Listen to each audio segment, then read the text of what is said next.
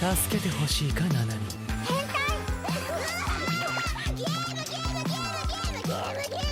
心を燃やせ。限界を超えろ。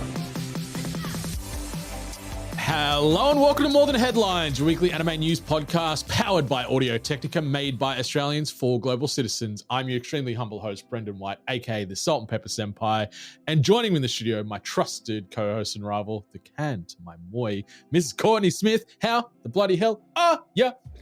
私は元気. I'm good. How are you? I'm doing really good, thank you. Yeah, the sun is shining. It is Saturday, the 3rd of May. We're into May already. It's Justin Timberlake time. The memes and the gifs were running rampant the last couple of days, but feeling good. Yeah, I actually was vibing before the intro even started. I was mouthing, Ayumi-chan, hi, nani ga suki. That has been stuck in my head for weeks, and literally whenever there's silence, my head's just like, sing the song. And I'm like, no, I can't. But I end up doing it anyway. I demand that you just, anytime you are having those silent moments and that sort of little jingle is running through your head, I want you to sing it, or I want you to send a random message to me with those lyrics, just so I can know exactly where you're at that point in time. I will. Be prepared, Brendan. I am prepared. I was not prepared, though, for the hot honey mix-up this morning before recording. So, God. like, my little sort of, what would you call it? Like, little pre-podcast ritual, I guess you could say. I usually do like a little squirt of honey to sort of, lubricate the vocal cords. Was half talking to the boys, getting them a couple of chicken necks, because they always get a treat before I record, so they've got something to snack on and be distracted for. So I was sort of grabbing the bag of chicken necks. I'm like, what do you think, boys? Chicken neck sounds good. And I reached over to the honey, didn't grab the standard Manuka honey. Instead, I grabbed my hot honey bottle and just did the biggest squirt, like half paying attention still. And about 5 seconds later, I realized the trouble that I just caused myself. And it was not a good time for a solid 10, 15 minutes, I'd say. Luckily, like we had the podcast recording delayed. It allowed me to sort of recenter myself and let the heat subside and make sure my insides were okay. But yeah, it was an interesting start to the day. Look, at least you didn't mix it up the other way around where you accidentally ate a chicken neck and gave the boys honey. Yeah, like they are sort of like a dehydrated chicken neck, so it would be like a bit crunchy, and like I don't mind a little crunchy snack. I wonder if it'd have like a pork crackle vibe. Like, oh, true. Which I'm a sucker for a good pork crackle, or like, biltong and jerky and all that kind of stuff. Like any type of dried meat-based protein, like I'm in. So maybe it wouldn't have been the worst thing to happen if I ended up munging on a chicken neck. Who knows? You can eat them as a human, right? You can eat, it's not like dog food only. No. Have you tried dog food? Like, I know we're way out in the weeds right now with episode 47 here, but quick question. Have you ever tried dog food? No, because when I was a kid, I dared my dad to eat one of his dog's biscuits, and he did it and he threw up. So I'm like traumatized. Weak sauce. I've eaten many a dog biscuit over the years. Really? One last quick story. Like when I was a kid, allegedly, like, because I don't really remember this very much, like I was 3 or 4, I guess. And my mum would often find me hiding behind the curtains at our house with like a handful of dog biscuits, eating them like lollies or chips. Brendan. Yeah, had the little pal meaty bites out and was just hiding away in my secret shame behind the curtain. So Scooby snacks. Oh yeah. But they mostly just taste like they're really salty for the most part. The dog biscuits. Really? Yeah. Well, I think I've eaten like things that I'd prefer less to have eaten than a dog biscuit over time. Like I've had some meals or some dishes where I'm like, no, just give me a bag of pal meaty bites instead. Oh, okay. I'm kind of like curious to try Mochi's cat biscuits now. Give it a go, and because they'll be only little, just a little snack. Yeah, they are little. Yeah. Ugh. I'd like to challenge you for this. Okay, maybe episode 100 we can do that. Okay, that's a long way to. I don't know if I want to wait a whole nother year to hear you eat a tiny little cat biscuit. I promise though, if we get to episode 100, I will eat a cat biscuit. Okay. On the podcast. Yeah, I think the 100 episodes is a pretty weak commit there. I think you could just do it like this afternoon, but no. It's fine. You're just not as silly or as brazen as me, but that's okay. We can change that. All right. But I guess we should do what we're always here to do. And first and foremost, we can talk about the news headlines, which is presented by our friends over at Ice-T Aesthetics, where anime meets streetwear, just like this fantastic Aki shirt that Courtney is repping right about meow. Go cop their new drops, which are frequently updating that store immediately. And while you're there, be sure to use code Sakura Society 5. That is the number 5 at checkout to save yourself some cold, hard cashish on your order. But let's get into this. You like the news? You're goddamn right I like the news, Christian Bale. I love the news. And our first piece of news today, Crunchyroll is celebrating anime again this year. Anime, with even more festivities and activations across the globe. Here in Australia, the celebrations include new and exclusive products and promotions at JB Hi-Fi, EB Games, Zing, and of course, the Australian Crunchyroll store. I'd like to throw it out to you and the audience. Like, can we do like Annie June, Annie July, maybe just like Annie Decade? Because I love these types of festivities and activations and promotions. Like, it's a good time and I do not want this to end. Maybe it's a little selfish and greedy of me, but let's like extend it. Let's keep the good times rolling. Let's get Justin Timberlake to do like, it's gonna be December or something next, so we can sort of weave it in, because that would be fantastic. But yeah, outside of the promotions and products that Courtney mentioned, I wanted to shout out that Crunchyroll is giving you access to 20 different hit anime for the month for free. You can watch it via the streamer. There is ads, so there is sort of a way to sort of offset, I guess, the freeness of these 20 anime. But some of the anime in question you can watch at no cost yourself. Cowboy Bebop, Demon Slayer, Haikyuu, JJK, Shangri-La Frontier, Solo Leveling Season 1 only, and The Apothecary Diaries Season 1 only. So a ton of recent and legacy heavy hitters there to check out on Crunchyroll at no cost to yourself. Yeah, some absolute bangers there. But this is actually Crunchyroll's third year doing anime. And I just think it's a fun little way to kind of celebrate anime, celebrate the fandom, and get more community involved, especially here in Australia, where we do have less of a presence in anime fandom compared to other countries. And I love that we have big Aussie retailers like JB Hi-Fi, EB Games, and Zing are, nothing to turn your nose at. So the fact that they're getting in on the action too with all of their in-store activations makes it even more exciting. Yeah, big high five to those big corporate bloodsucking retailers there for getting involved here with anime. Shout out to that. And I also want to say, goal! It's official. Aoashi is getting a second season. It was announced this past week that the popular soccer or football anime, depending on where you are in the world, is getting a second season. It's going to be airing in 2026 with TMS Entertainment animating it instead of Production IG.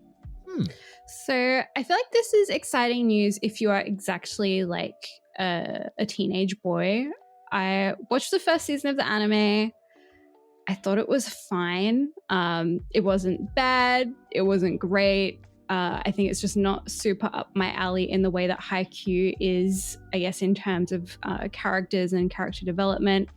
But even though I'll be giving season 2 a miss, I can definitely respect that there are some people that are going to be very excited to hear this news. Yeah, I am one of those some people. I wouldn't say very excited. Like, I really vibed with season 1, and I thought it was some of the better soccer/football anime that I'd seen for quite some time. And it does have a little bit of a similar vibe to Haikyuu as far as the beats and the character progression and whatnot. But then Blue Box came out a few months later and I forgot all about Aoashi and I haven't really thought about it since. But I will admit I'll be back for season 2 next year because it was enjoyable.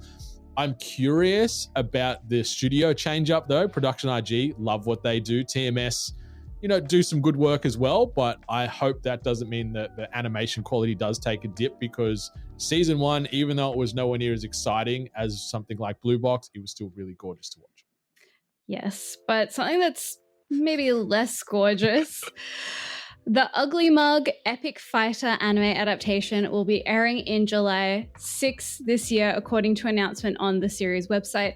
The isekai series plot is as follows. Wrongly convicted of a crime, 34-year-old Shigeru Yoshioka loses everything, including his trust in women, and withdraws from society as an unemployed recluse. One day, he stumbles upon a way to travel to another world. When a mysterious status screen appears on his computer, Shigeru sacrifices his looks to gain an overwhelming 100 trillion and 5,100 parameters. Now reborn as an absolute god, he begins his second life in another world. What is this? Like, this is ridiculous. And like, I like and appreciate that they lent heavily into the title of this, because he really is quite the Uglymug. Like, you watch this 30-odd second trailer they've released, and he ain't a pretty boy. Like, he is looking rough as guts. I did appreciate, though, watching Shigeru pick, roll, and flick a booger, only for it to then cause mass destruction. It really just emphasizes, I guess, how much he is an absolute god, in parentheses. Like, you can see he's big, he's strong, he's ugly. But I am very curious here, Courtney, how much fan service that we're going to get from this anime, because I saw also cheekily tucked away in a further description about the manga the following words: touching girls causes him pain and sexual acts will literally tear him apart. Just what can our ex-salesman Shigeru get in the other world in exchange for such inconveniences? That there makes me worry that it's going to just lean into crazy lewd scenarios all the time. And, you know, a bit of lewdness, a bit of fan service and some ecchi's fine. But if they just keep going to that well all episode, every episode, I'm like, but this looks silly. It looks absurd. I'm going to give it a peek. The two things from the trailer that really are like ingrained in my mind, the first one is his like mole with a hair coming out of it on his face. Like, that close up of this like hairy mole was so just strange. I was like, I've never seen anything like this in anime. And then, like you pointed out, he picks out a booger, and it looks like a little like ball of like poo almost, and then he like flicks it and it's a bomb. Yeah.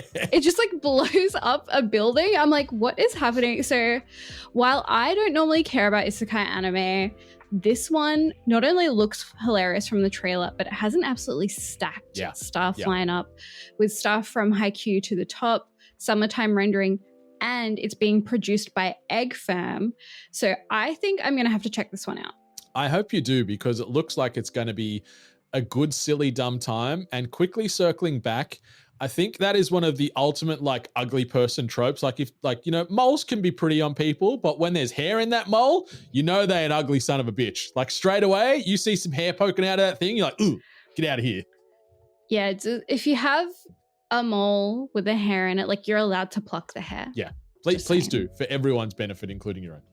Yeah, you're allowed. Unless you're like growing it to like win a competition or something, then like don't pluck it, obviously. Like, get that bag, sis. But I don't think I ever want to know about that competition.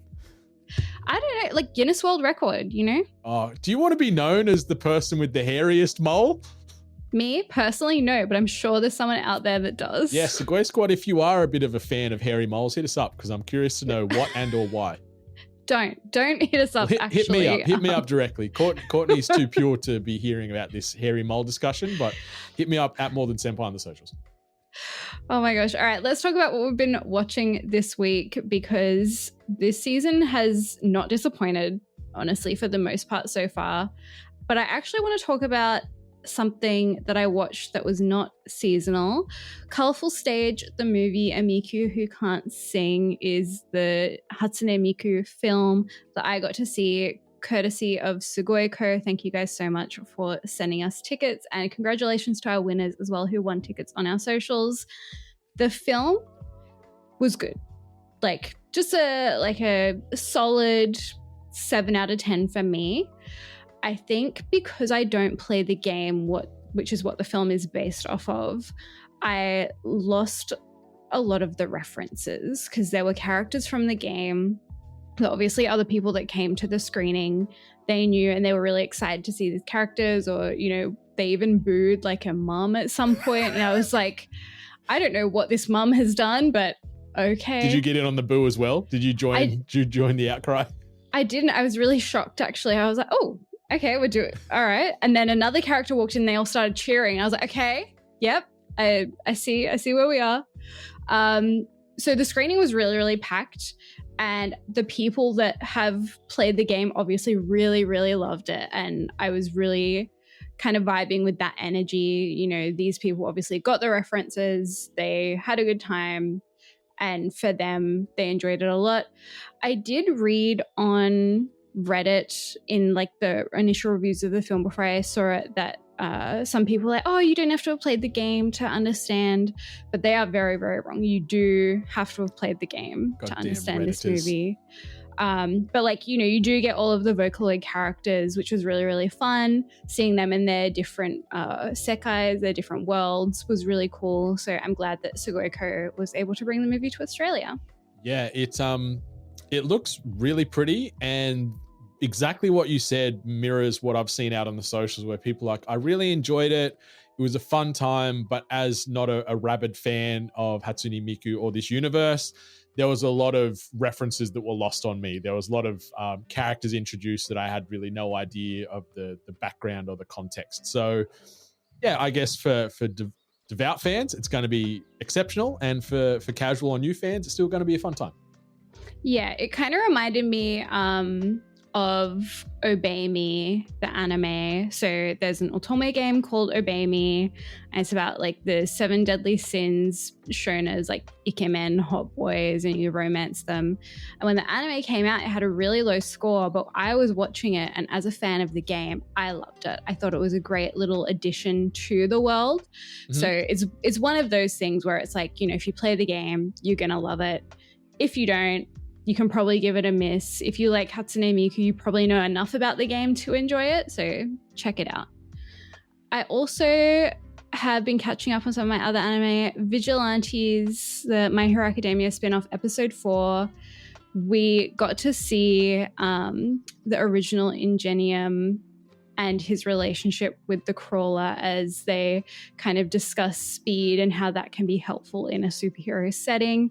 And their interactions are really, really cute and really wholesome. And this episode, overall, I felt wasn't too heavy, which was really nice. It was a bit lighthearted compared to the last few episodes. So I'm loving it. I was saying to Brendan earlier, I think I actually like this more than My Hero. It is a fun, enjoyable watch, and I think my biggest takeaway, I haven't watched episode 4 yet, but like the first 3 episodes, I enjoy this grittier exterior that we're getting, you know, sort of the underbelly and the anti-hero vibe. Like I typically gravitate more towards that than the clean, prim, proper, copy paste type of superhero that we see in a lot of other media. But I'm enjoying this sort of take on the My Hero universe because it's familiar, but it's fresh.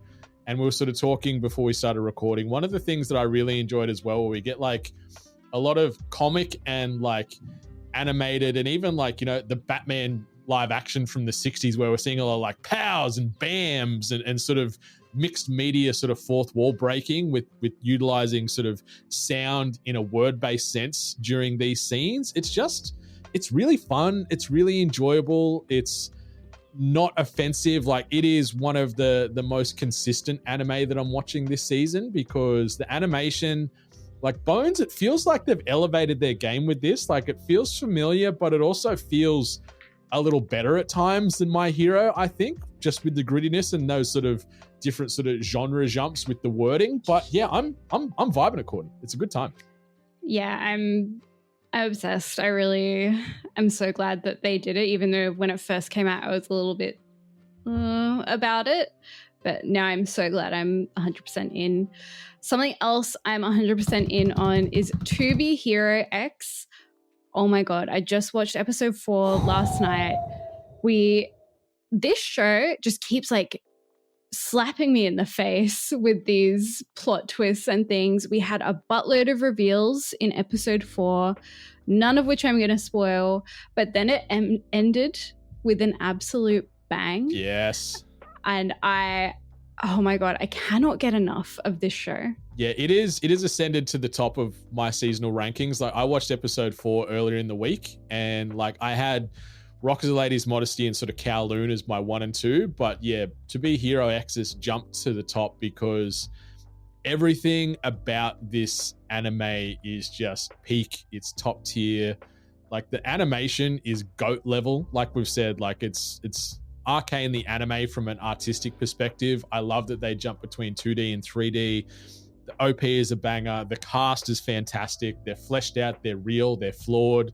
And I popped so hard when we saw Lin Ling shed the nice moniker in this episode and fought against God Eye for his love, Moon. That whole exchange and seeing the crowd build to it, and they're like unsure at first because like, who is this guy? This isn't nice. And they were against him, and they start siding with him because they can see how pure of heart he is and how much of a good dude he is. Like, I was rooting for this guy and like cheering so hard from the couch. Like, it is so good, this anime. It is your number one with a bullet for me at the moment. Yeah, the fact that when he's trying to go and save Moon, and then all of his fans like, don't go, it's a trap, don't go. And then he kind of gets rid of the nice, essentially, and he's able to run out to try and save Moon. And yeah, like you said, everyone's like, oh, who is this guy or whatever. And then they realize that he is trying to save Nice, and they realize like who he is, or save Moon and who he is. And they all start cheering for him, and we see his power grow in real time. That was so good. It was such a good fight.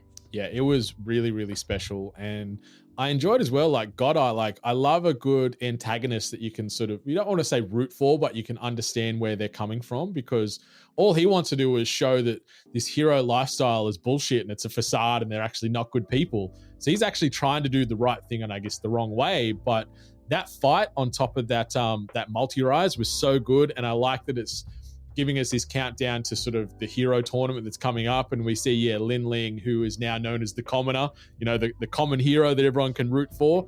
He's sitting there in the top 10 now. And yeah, it's so good. My Lord.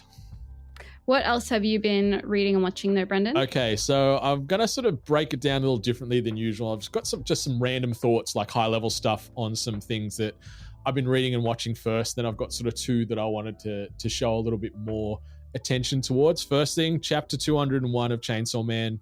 Fujimoto, please end my misery already. I am sick of coming on here every couple of weeks and saying, why hasn't this ended? And then it drags on and does more things. Like, I know like friends of the podcast and people in our Discord sort of speaking and looking at it from a more positive lens, but I am so ready for this to finish, and I have no idea when the ending's coming. It feels like this could drag for another 50 chapters, and that makes me very angry.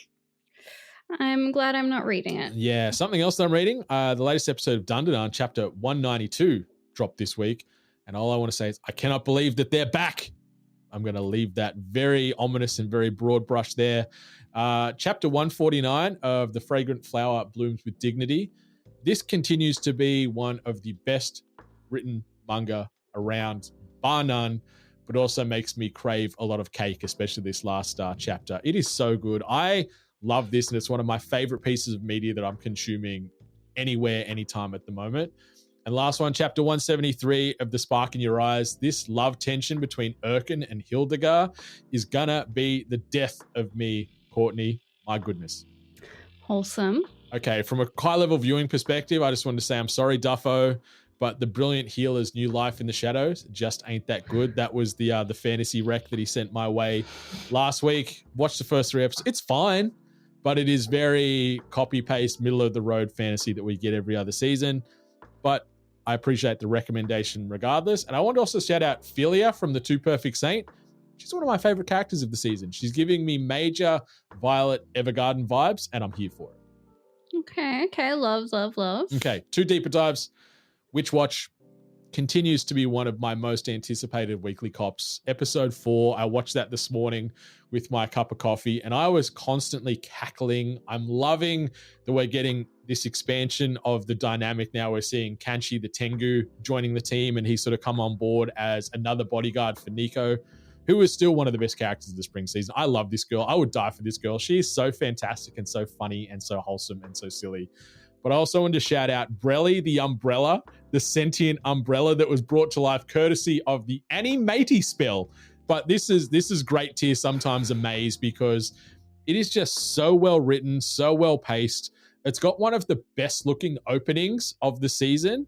And also the song by Yosobi is just phenomenal, but I love that we get so many nods and homages in this opening to all these other great anime IP.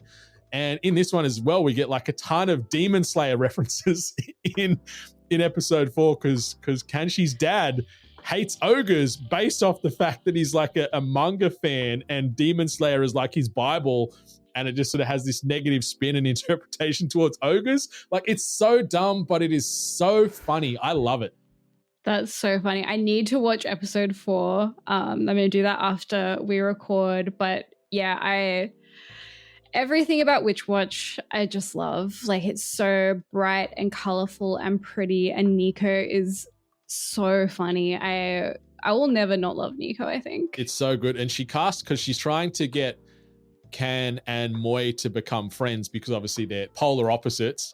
And so she casts a spell on a box of Pocky, and like the first person to eat the Pocky then becomes like a good friend and like adores the other person. So she tries to make the two boys eat the Pocky so they can become friends, but it almost becomes like this pseudo boy love situation in the episode 2. It is so good, and I know you're gonna love it.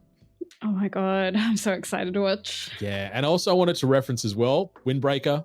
I know we're only 4 episodes into this second season, but I'm feeling already that season 2 is running rings around season 1 for me. Like, the power of friendship and fighting has truly never felt better, Courtney.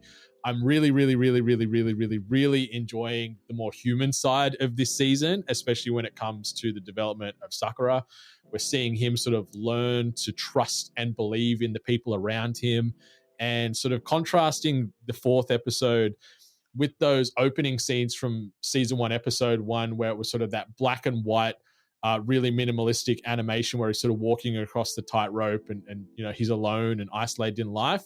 So seeing those scenes contrasted to where he is now, like, it really hit home for me, especially when he says this line when he's having a flashback in that sort of black and white memory again, where he goes, "My body feels light. I can breathe so easily.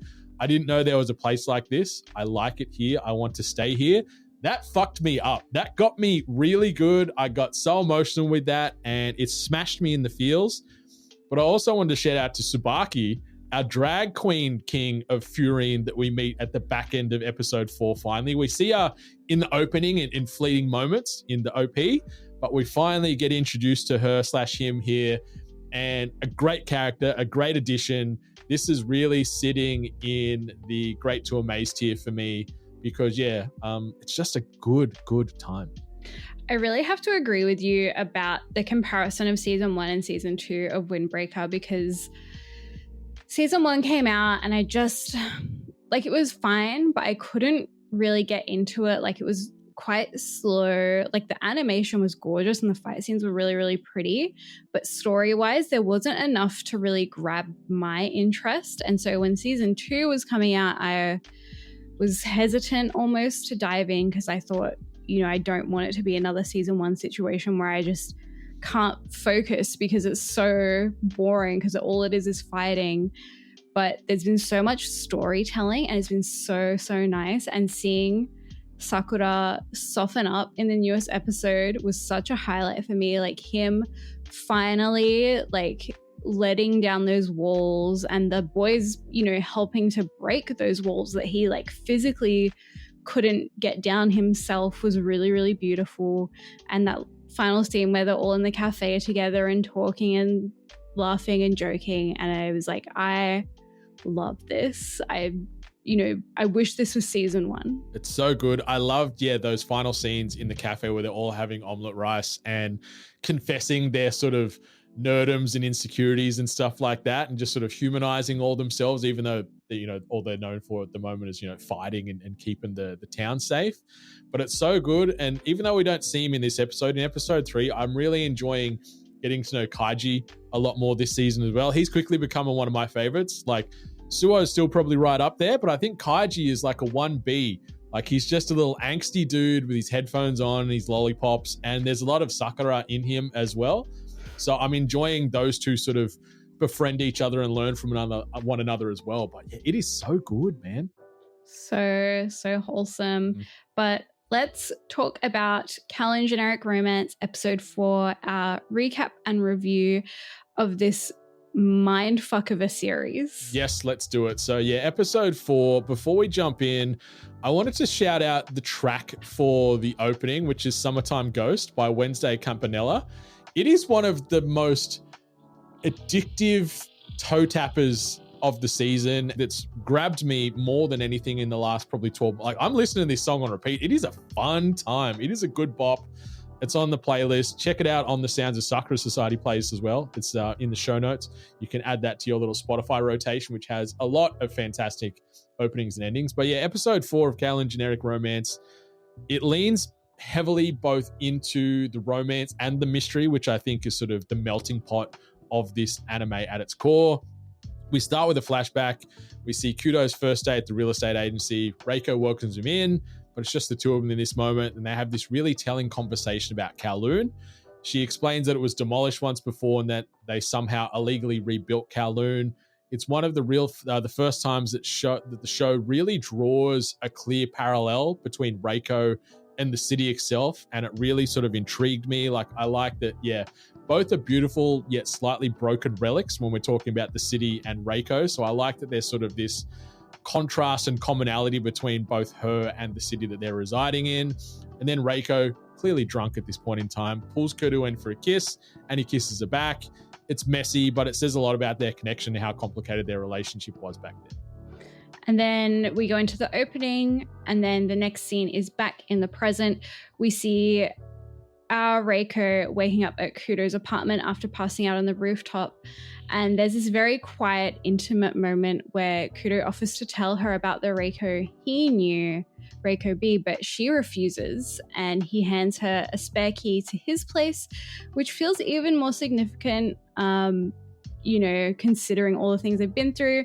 Meanwhile, Gwen and Hebinuma are wandering around Kowloon, and Gwen warns Hebinuma to not walk around Kowloon by himself because he might come across the other Gwen who he thinks is going to hit on Hebinuma, which is really funny, but it suddenly becomes a little bit darker and sinister because Gwen realizes that the stray cat shelter that he built outside of the Goldfish Tea House is missing, and products that were released 3 years ago are being advertised as new, and Reiko's beauty mark is in the same spot. So current Reiko's beauty mark is in the same spot as it was for Reiko B, something that Hebinuma points out shouldn't happen because she's a clone.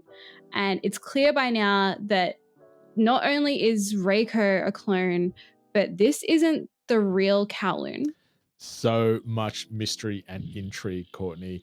But that clone theory gets backed up even more when Yame mentions rumors about the generic Terra and Zirconians, which are not clones exactly, but definitely something that has been engineered.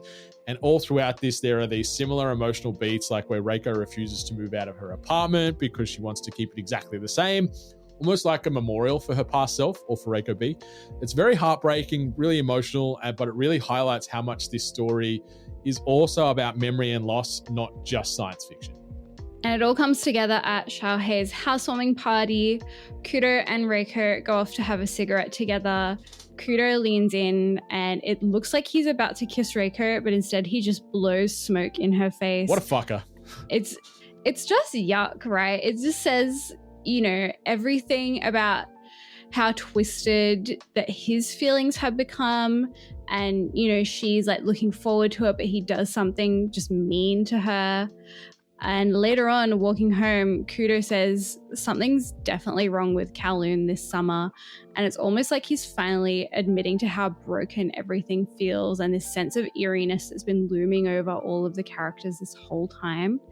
And then we kind of get this final chilling sequence. One of the old men that they play mahjong with disappears after his clone steps into Kowloon, confirming that the originals are being replaced. And then we get a gut punch reveal, and we find out that Reiko B is not only dead, but the person responsible for that is Kudo. And it's brutal, and it recontextualizes everything we thought we knew about him. Yeah, that was a jaw drop moment for me. Like, I did not expect it to go in that direction, and it took me a second to sort of really pause and take stock and actually assess what the hell they just showed to us on the screen there. But yeah, episode 4, it's really starting to turn up the tension between the romance, the science fiction twists and turns, and just that growing sense of unease. Like, it's very clear now that Kowloon is much more than just a love story. It's about memory, it's about regret, and what happens when you try to recreate something that's already been lost. So yeah, episode 4 was super strong. Yeah, it's certainly continuing to walk down a more darker, serious path. Like, a lot of the parts in the earlier episodes up until now did have a bit of lightheartedness to it and a little bit of fun, where the tonal shift isn't jarring, but you can certainly, at least for me, it's feeling more heavier and more emotional. And I'm enjoying the change. I do want to kind of go back to the call out you made of the Zirconians as this kind of like the clones that are being produced as a part of the generic Terra project. And, you know, there's a scene where Yao Mei is talking to Reiko, and she's like, you know, this research that generic Terra are doing, they are similar to the gem. Like, the reason they're being called Zirconians is like the gem, which is supposed to be an artificial diamond. So we're seeing these like themes of, you know, not only artificial life, but like there's still value in that, right? Like, just because someone is a clone in this world doesn't mean that they don't matter. And Yao Mei even says that. She's like, I'm someone who's had so much plastic surgery, I've had so much work done, but I still matter. And that's what's important. And Reiko, you should be thinking the same thing, right? Like, and Reiko says, I want to be my absolute self. I don't want to be bogged down by someone else's memory. Like, she is still a person. But then it does call into question, you know, what does that mean for the relationships that Reiko B had with the people that she knows now? It's so good. It's really enjoying and engaging storytelling for me. Like, I am just so hooked on all this intrigue and the plot twists and the reveals. Like, I sort of said right from the rip in episode 1 that I wasn't the biggest Kudo fan, and I feel a lot more confident and comfortable in those feelings at the moment, with obviously finding out that yes, he's killed somebody. But that cigarette smoke thing, like, if someone was to do that to me, I'd want to immediately just headbutt them or smack them in the face really hard, because it is one of the dirtiest, nastiest, rudest things you can do. But yeah, Kowloon, generic romance, it is still firmly in my top 3. I'm really enjoying it this season. I can't wait to see where the story goes. Yes, you're vindicated after Kudo's little confession this episode. Yeah. So congratulations. Thank you. Yeah, what a butt. But yeah, I'm looking forward to seeing what happens next. But Courtney, let's quickly jump into this. 今週のレビュー。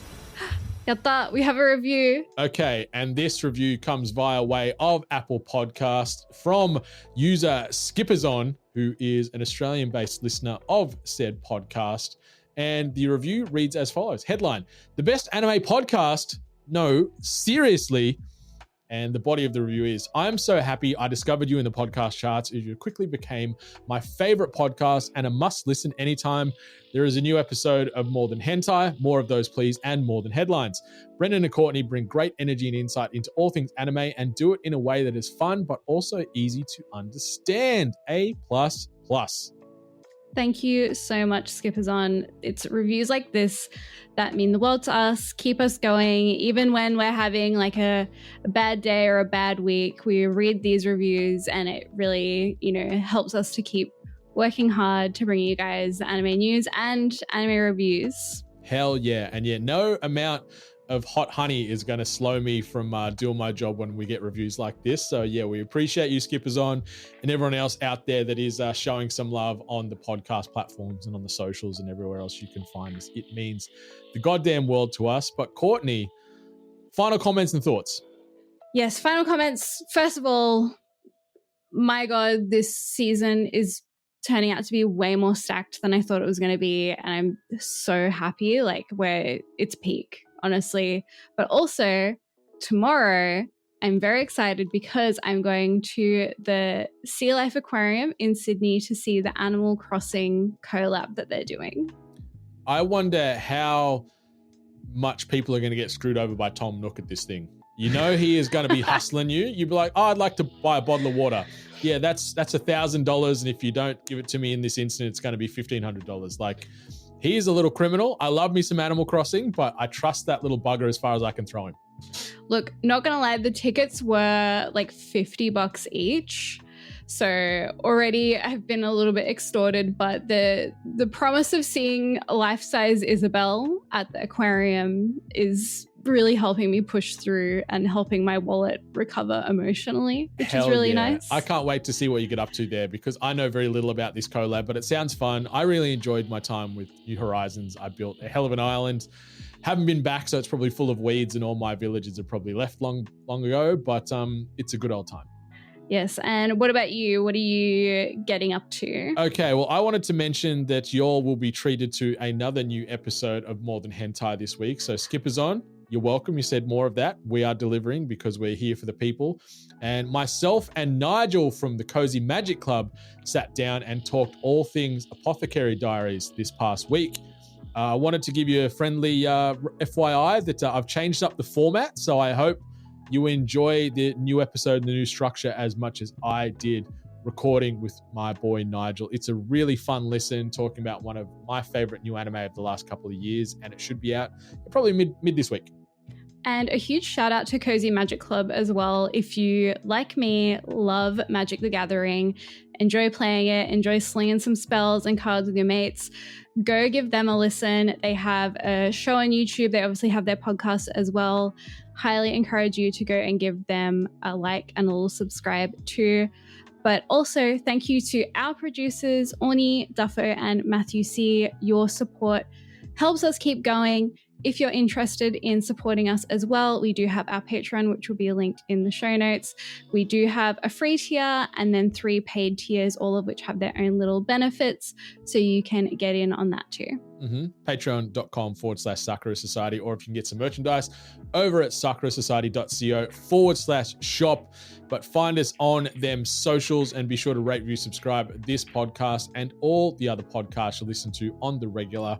Those ratings and reviews take no time, cost no money, and mean the world to content creators like ourselves because it helps keep those emotional lights on in our hearts, helps keep us pushing forward, helps keep us making content for you all out there.